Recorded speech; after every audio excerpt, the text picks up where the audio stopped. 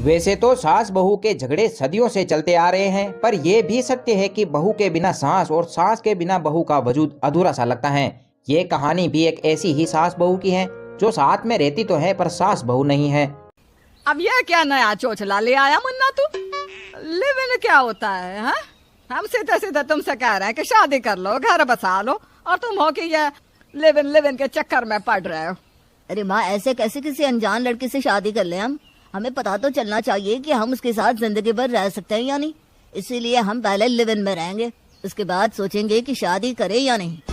अरे सत्यानाश हो आजकल की पीढ़ी का, पता नहीं क्या क्या चौचले लेकर आते हैं। अगर साथ रहने के बाद अच्छा नहीं लगा तो क्या फिर शादी नहीं करेंगे? और क्या? आप क्यों इतना टेंशन ले रही है माँ?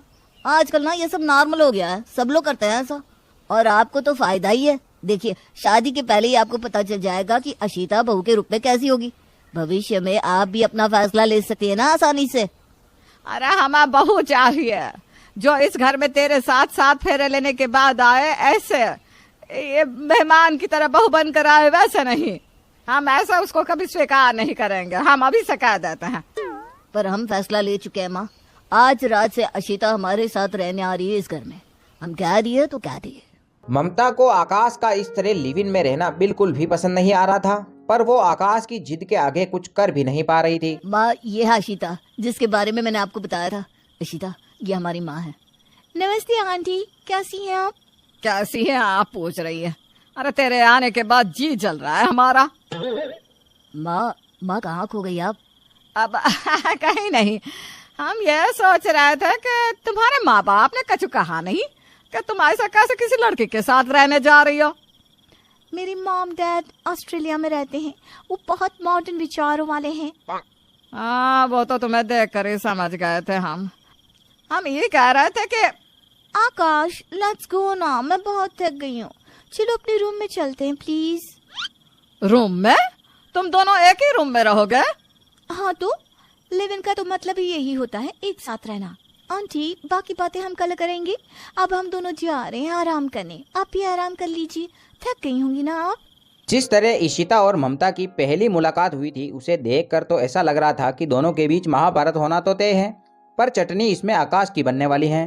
आकाश और इशिता सुबह 9 बजे उठकर नीचे आते हैं। कितना टाइम हुआ देखो तो जरा, इतनी देर तक भी सोता है क्या कोई?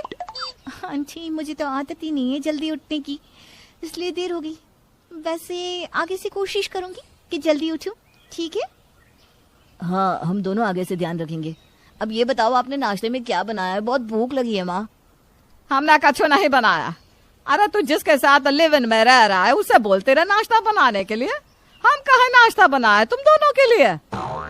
अरे ये क्या बात हुई? मैं इस घर की बहू थोड़ी ना हूँ जो नाश्ता बनाऊंगी। मैं नहीं बना रही हूँ नाश्ता। आकाश, देखो ना, तुम्हारी माँ मुझे नाश्ता बनाने को बोल रही है। अगर मैंने शादी की होती तो बना भी देती, पर अभी तो हम लिव इन में रह रहे हैं, मैं नहीं बना सकती नाश्ता। और तुम भी अगर हमारी बहू होती तो हम तुम्हारे लिए नाश्ता बना देते, पर अनजान लोगों के लिए तो हम कछु नहीं करने वाले, समझ ले मुन्ना। ठीक है, दोनों चुप हो जाओ, हम बना देते हैं खाना, बस आप दोनों लड़िए मत।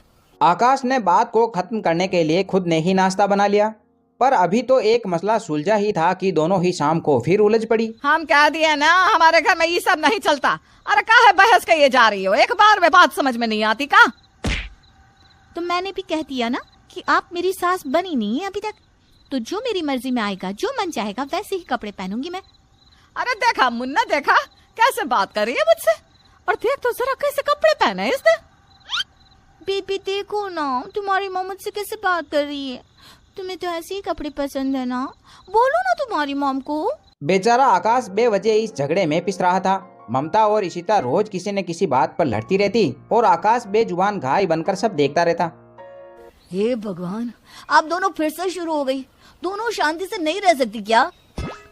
देख मुन्ना, हमें बिल्कुल पसंद नहीं कि कोई पराई लड़की हमारे घर में इस तरह से रहे, इसीलिए हमें इसकी हर बात पे गुस्सा आता है। और मुझे ये पसंद नहीं कि जिसका मेरे साथ कोई भी रिश्ता नहीं, वो मुझे बार बार टोकती रहे।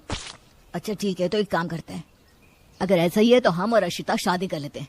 इसके बाद तो ये इस घर की बहू बन जाएगी, फिर आप भी खुश, और अशिता, शादी के बाद ये तुम्हारा अपना घर बन जाएगा और माँ तुम्हारी सास बन जाएगी, फिर तुम्हारी भी प्रॉब्लम खत्म। हाँ, ये तुमने सही कहा मुन्ना। हम तो कब से कह रहे हैं कि कर लो शादी।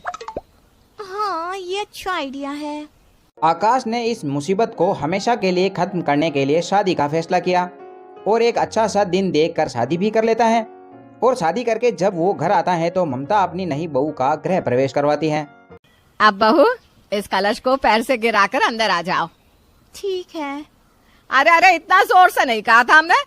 अबे तुम वैसी ही हो, झली बिल्कुल। हाँ, तो आप ही कहाँ बदली हैं माँ जी? अब भी वही कुड़ कुड़ कुड़ कुड़ चालू ही है आपकी। क्या कहा? हम कुड़ कुड़ कुड़ करते हैं? ऐसे बात करते हैं क्या अपनी सास से? तो ऐसे स्वागत करते हैं क्या नई बहू का? अरे अरे मेरी बात तो सुनो दोनों। अरे तू चुप कर मुन्ना, ये हम दोनों सास बहू का मामला है। हाँ, अब तो ये भी मेरा घर है, मैं भी चुप नहीं रहूंगी। और फिर से महाभारत चालू। इन दोनों का कुछ नहीं हो सकता।